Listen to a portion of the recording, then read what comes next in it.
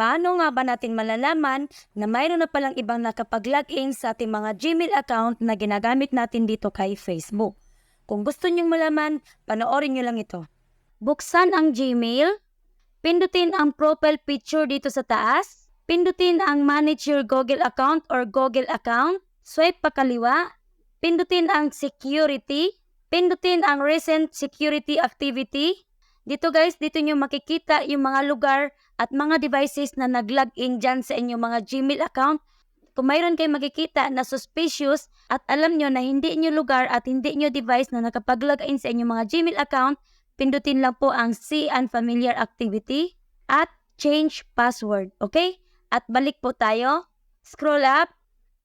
Dito sa Your Device, where you're signed in, pindutin nyo po yan. Dito nyo lahat makikita lahat ng mga device na nakapag-login or nakapagbukas ng inyong mga Gmail account.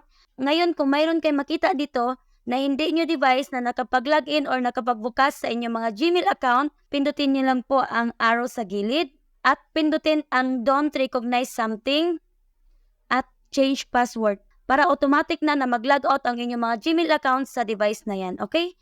Sana po may natutunan. Follow and share.